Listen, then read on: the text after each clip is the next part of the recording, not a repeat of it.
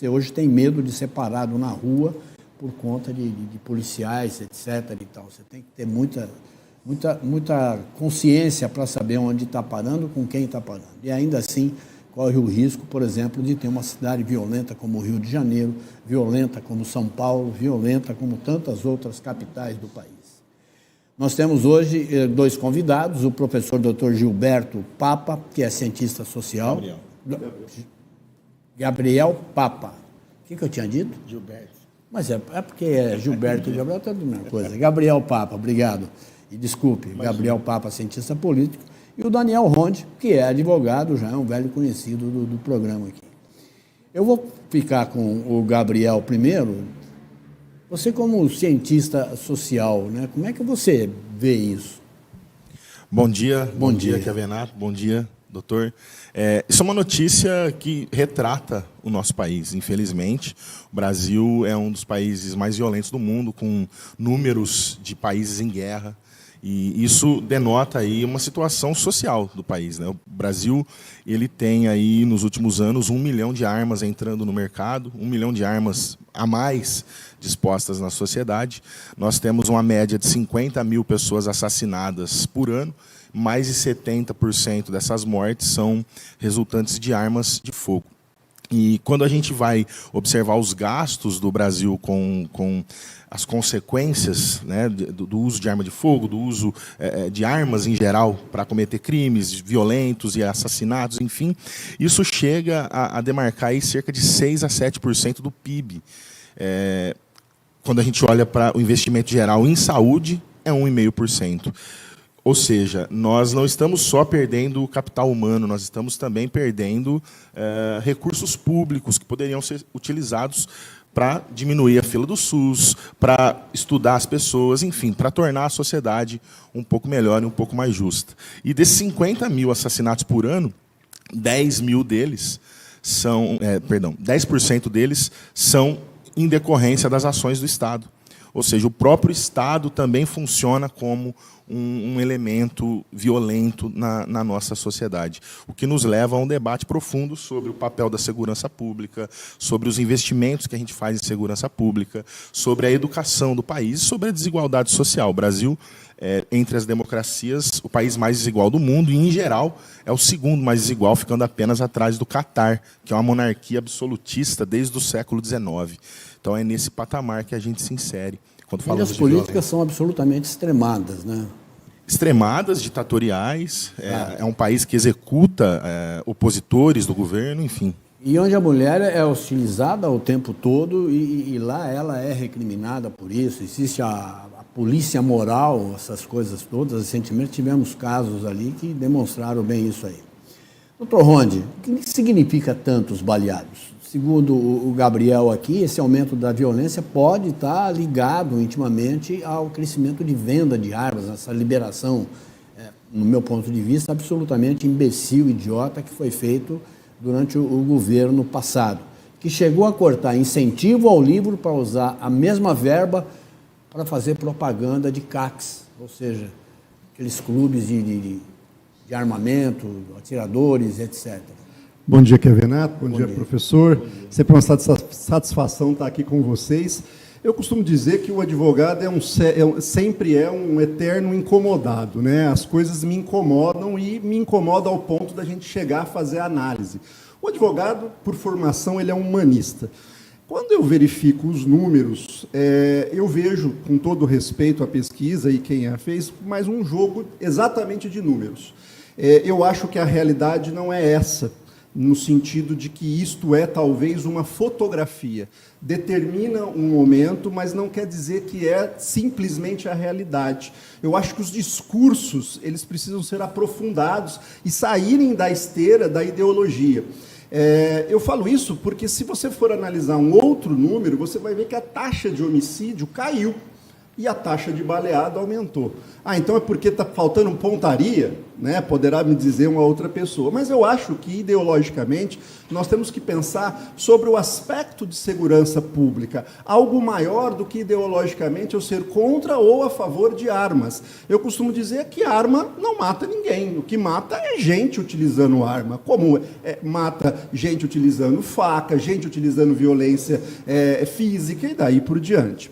Quando eu vejo essa questão simplesmente do número, me releva a uma outra análise. Será que nós estamos pensando em segurança pública do jeito que ela foi pensada e é esperada, em termos de eficiência, por exemplo, de aplicação de leis, como, por exemplo, eficiência de investigação sobre crimes? Mas a aplicação de lei, melhor do que ninguém, você que é advogado, sabe que não tem nada a ver segurança pública com aplicação de lei. Sim, mas o SPEC da segurança pública é garantir exatamente na ponta final que ela seja entregue ao sistema de justiça por uma investigação, por exemplo, eficaz. Então, me preocupa a gente ter um discurso apenas ideológico, contra, a favor, A ou B, vermelho ou amarelo. Eu acho que a gente precisa entender um pouco mais o momento que a sociedade passa. Vou te dar um exemplo. Se você pegar os 25 países mais desenvolvidos, todos eles são armamentistas. E eu não estou dizendo, por exemplo, dos países simplesmente mais desenvolvidos. O Uruguai, que está aqui do lado, é um país que tem uma política de armas progressista, liberal, vamos assim dizer, e que não é um país de primeiro mundo por si só. Então, eu imagino que a gente tenha que pensar em segurança pública exatamente como esse guarda-chuva que sobrepõe à sociedade, e não algo pontual, como uma pesquisa de fotografia. Com todo respeito a quem fez a pesquisa, mas o número por si só, que é Avenato, às vezes ele é ingrato. Uma vez eu fui comprar um carro, o vendedor que queria vender o carro que eu queria comprar pagava mais no meu carro, mas o dele também custava mais, ou seja, era apenas um jogo de número. Então me preocupa, como cientista, como um incomodado das questões absolutas, apenas o número.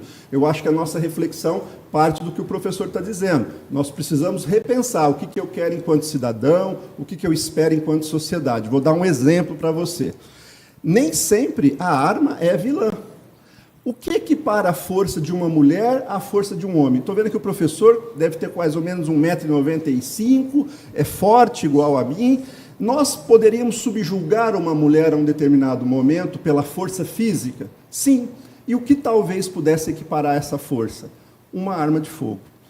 Digo isso com todo respeito a quem ideologicamente pensa contrário às armas. Mas, recentemente, nós tivemos um caso no Mato Grosso do Sul, no Mato Grosso, simplesmente, em Sorriso, onde a mulher foi morta, as 3 filhas foram mortas por um homem.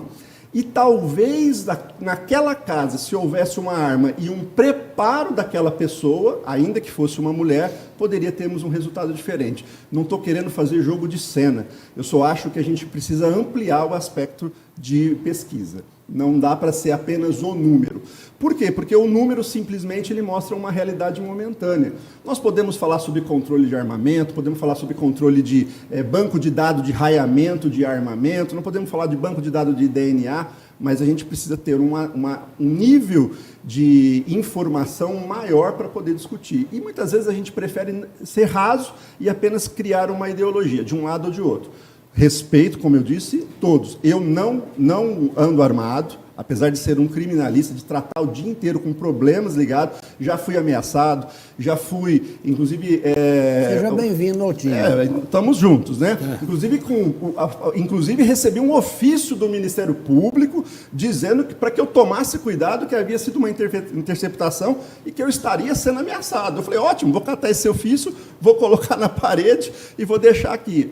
Ou seja, o Estado ele é ineficiente para a segurança pessoal do cidadão. Por isso pois é, mas aí quando você diz que o Estado é insuficiente, há uma falha estatal, então. Nós estamos aqui conversando, um jornalista, um sociólogo e um advogado. Né? Sim. Eu pago meus impostos, vocês dois também recolhem os seus impostos. Ainda que involuntariamente. Tudo que você vai comprar, uma camisa, um botão, uma calça, está lá o imposto que você paga. Esse imposto não volta a você em forma de benefícios. Aonde que está o erro? Eu queria entrar nesse diálogo. Eu gostei Lógico. bastante da colocação do Daniel, apesar de discordar dela. Quando a gente fala de ideologia, né, Daniel, o conceito de ideologia ele significa a falsa consciência sobre a realidade. Então, quando a gente olha para os dados desses últimos 2, 3 anos, é um recorte, é uma fotografia realmente, como você coloca. Mas se a gente olhar para as 2 últimas décadas, o que a gente tem no Brasil? Nós temos momentos de queda, oscilações, né, de número de assassinatos, mas aumento da criminalidade e 1 milhão de mortos ao longo desses 20 anos por arma de fogo.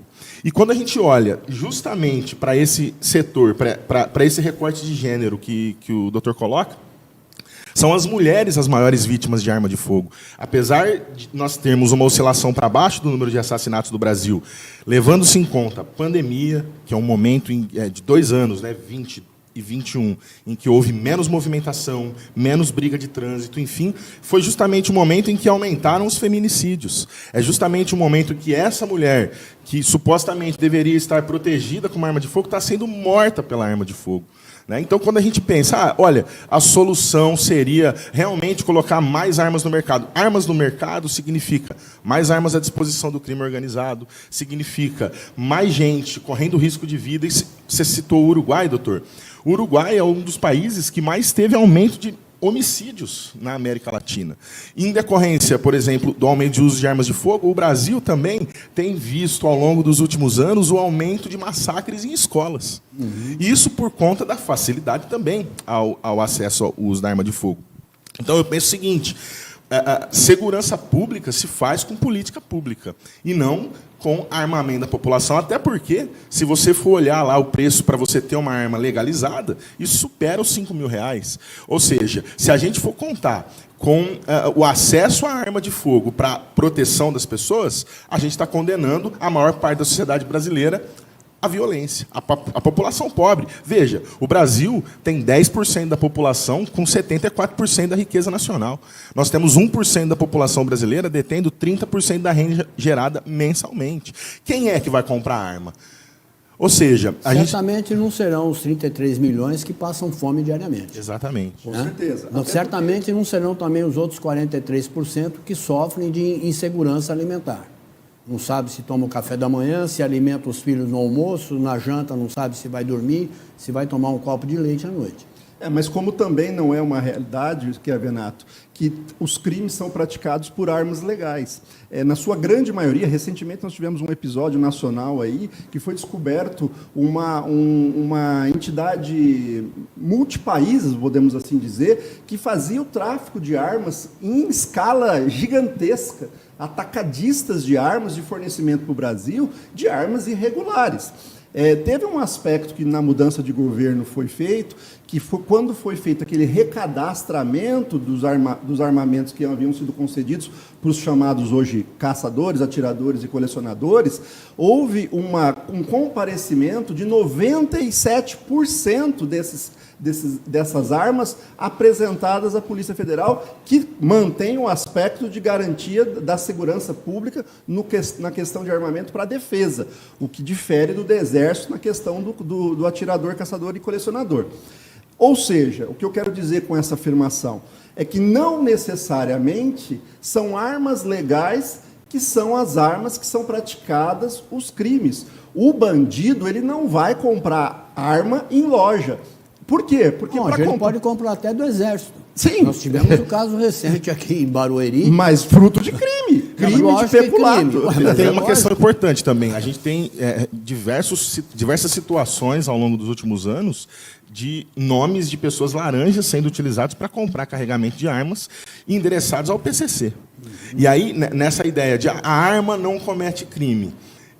Realmente, a arma não comete crime, mas esse raciocínio, ao meu ver, não é um raciocínio correto, porque senão a gente estaria autorizando qualquer um a ter qualquer tipo de arma. Por exemplo, a gente poderia autorizar qualquer país do mundo a ter uma arma nuclear. Porque a arma nuclear não comete assassinato em massa. Alguém tem que apertar o botão. Mas o que eu quero dizer é o seguinte: o simples fato do armamento existir, ele não é uma equação proporcional direta ao crime. Nós temos que fazer esse debate. Por quê?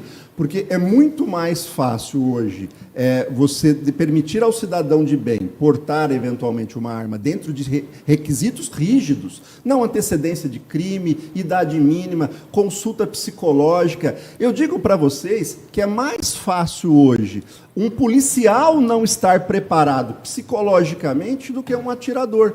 Por quê? Porque hoje o atirador ele precisa passar por uma bateria de exames.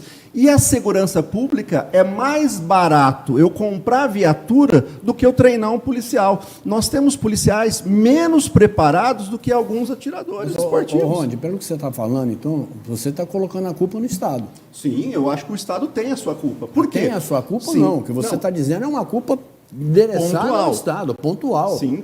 Se ele tem agente despreparado, se não compra a arma de forma necessária e justa, que Estado é esse que vai cuidar da nossa segurança? Não cuida. Como é que eu posso me sentir? E aí reflete os números. Em casa? Exatamente por isso. Porque segurança é sentimento.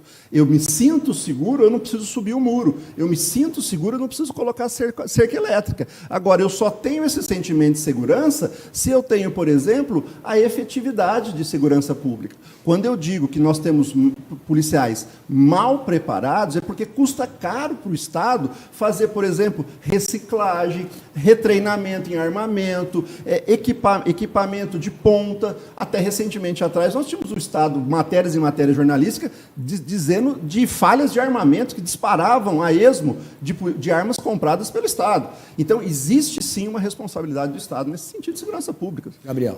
Eu queria... Você falou uma coisa muito correta, que a gente não pode pensar a questão da arma só por ela mesma. Concordo, doutor. Nós precisamos imergir ela na sociedade brasileira, que é, segunda sociedade mais desigual do mundo. Tem 100 milhões de brasileiros sem acesso a saneamento básico. Ou seja, se você está assistindo a gente aí, se você tem privada na sua casa com descarga, você está privilegiado em relação à sociedade brasileira. Nós temos praticamente aí metade da população sem acesso a esse recurso. Então, o que fazem das sociedades violentas? Quais são as sociedades mais violentas do mundo? Não são as mais pobres. Inclusive, entre sociedades muito pobres, nós temos altos índices de solidariedade. Onde é que estão as sociedades mais violentas do mundo? Nas sociedades mais desiguais, nós somos a segunda. Como é que a gente vai pensar, armar a população em uma sociedade desigual como a nossa, em que o Estado falha em investigar a criminalidade, falha em treinar os seus agentes de segurança pública, investe pouco em segurança pública, investe mais nas Forças Armadas para a defesa do território nacional do que nas forças de contenção policial dentro da sociedade brasileira. Aí nós vamos concordar, porque eu acho que exatamente o problema não está no fato arma.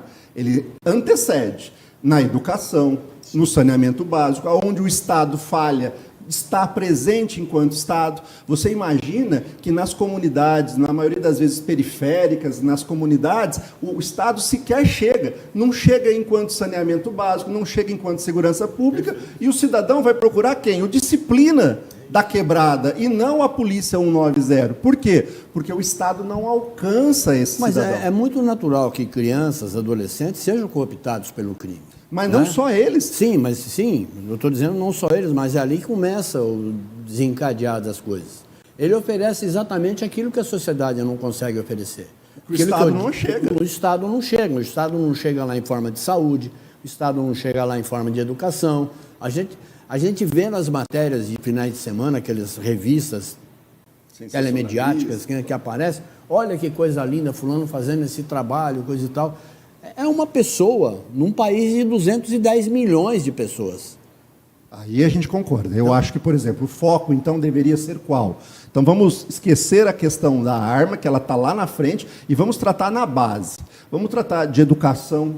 Por quê? Porque essas pessoas são mais educadas, se eu tenho cidadania, se eu tenho saúde, se eu consigo entregar, por exemplo, para uma criança que ela tem acesso à educação básica que seja, eu vou estar mudando o quê? O futuro do cidadão.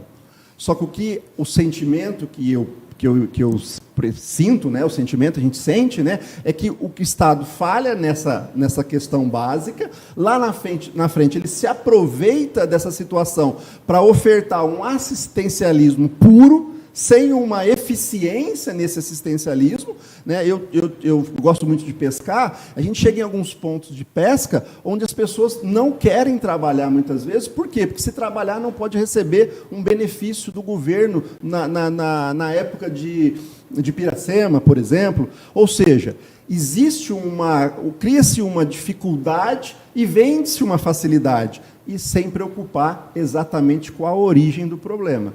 Então, eu acho que a gente precisa evoluir enquanto sociedade nesses problemas básicos para depois ter maturidade, talvez, para discutir isso. E talvez, professor, seja esse o maior impeditivo hoje, de fato, das pessoas terem armas.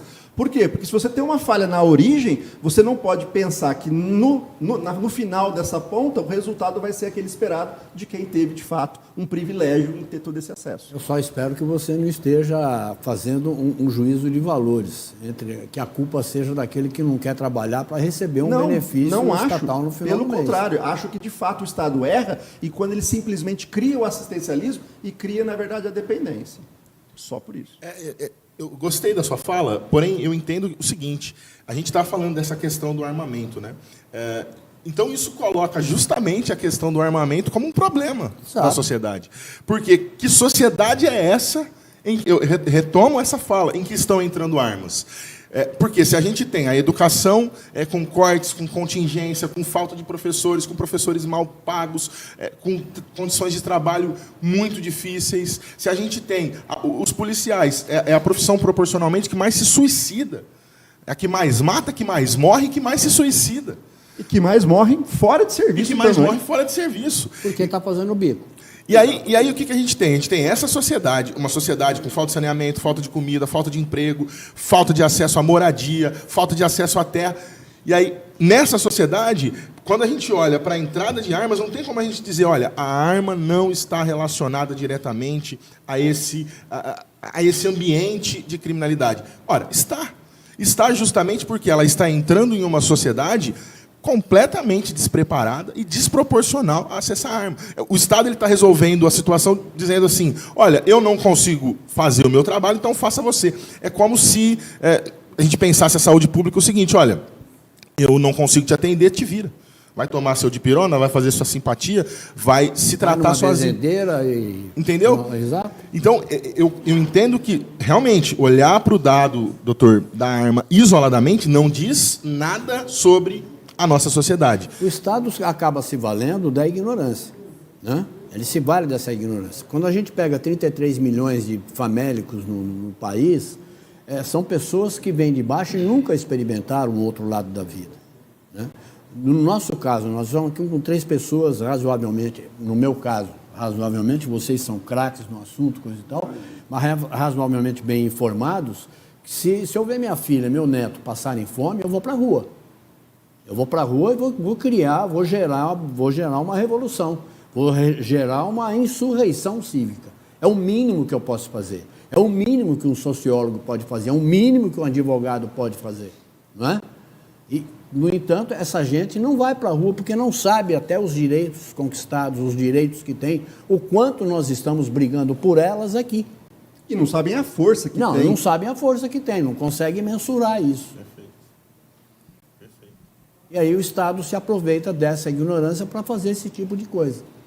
Sem dúvida. O que eu acho que a gente pode ter de comum acordo aqui nós três é de fato que precisaria haver políticas públicas mais aplicadas, talvez até com uma certa culpa de todos os poderes, né? Hoje a gente vê uma omissão, muitas vezes, legislativa, um poder judiciário tendo que fazer o papel do legislador, porque o legislador não faz. Você pega a Constituição de 88, que ela traz o preâmbulo, né, que a lei federal definiria, o legislador definiria, e você não tem. Vou te dar um exemplo. O regulamento do direito de greve do setor público. Isso está previsto na Constituição, que até hoje não tem lei. Não tem regulação. E aí o que você precisa? Você precisa que o Poder Judiciário venha enfrentar e, através de julgamento, que não seria o papel do Poder Judiciário, regulamentar a situação. E aí eu digo mais, a questão sobre drogas, a questão sobre, muitas vezes, aborto, né? Questões polêmicas que o legislador deveria definir e cai no Judiciário. E aí o que acontece? Se cai para um lado, cai para o outro, e aí passa a ter o ativismo judicial. Aí a gente vê hoje o cidadão no ponto de ônibus falando dos 11 ministros do Supremo e não conhece mais os 11 jogadores da seleção brasileira. Ou seja, existe uma inversão, muitas vezes, de preocupação dessa função desviada de poder público. Ou seja, as instituições, ao falharem, criam um efeito em cadeia que tem como consequência a morte da população. Quando você coloca essa questão da ausência da política que leva o jurídico, o judiciário a entrar em discussões políticas, é exatamente isso. Por que é que não se discute aborto, drogas e muitos outros temas polêmicos na política? Porque tira voto. E o que sustenta a política é voto. Então se cria um jogo para a plateia, se cria um jogo para o eleitor, e quem perde, quem é isolado desse debate, que vai se tornando cada vez mais polarizado, vai se tornando cada vez menos inteligente, e aí sim, cada vez mais ideológico, são os cidadãos. O Golfeto, nosso grande Golfeto, falava, né, que o gato, quando faz acordo com o rato, quem perde é o dono da padaria, que é o que nós estamos vivendo, né? Na verdade, nós temos dois nichos de vontade que ali acabam se aproveitando de outro, e quem perde é a população, não tem outra saída. Gente, o assunto é realmente apaixonante, preocupante acima de tudo, né? Eu acho que eu sou contra absolutamente o armamento da população civil, acho que é uma estupidez, nós temos que cobrar segurança pública, políticas públicas adequadas, né? Não poderia ser diferente. Queria agradecer bastante ao doutor Gabriel Papa, cientista social que está aqui conosco, também ao doutor Daniel Ronde, advogado, que já comandou, inclusive, a sua própria linha de trabalho. Muito obrigado, foi um prazer essa discussão, esse debate. E convido para ampliar o assunto. Muito obrigado. Produtivo e profundo. E respeitoso, porque, veja só, nós estamos dando um exemplo de que opiniões antagônicas não necessariamente precisam sair do campo das ideias. Elas podem ficar no campo das ideias. Eu costumo dizer que o avião voa contra o vento. Eu não tenho nenhum problema em refletir melhor sobre determinado assunto, me sentir convencido ou convencer, né? Mas dizer que essa prática deveria ser estimulada em todos os níveis, porque só quando a gente está despretensiosamente querendo avançar é que nós temos um objetivo comum, seja pela minha ótica ou pela sua ótica. Uma satisfação, sempre um prazer estar aqui, Renato. Bom Natal para vocês. Obrigado. Abraço. Obrigado, até a próxima.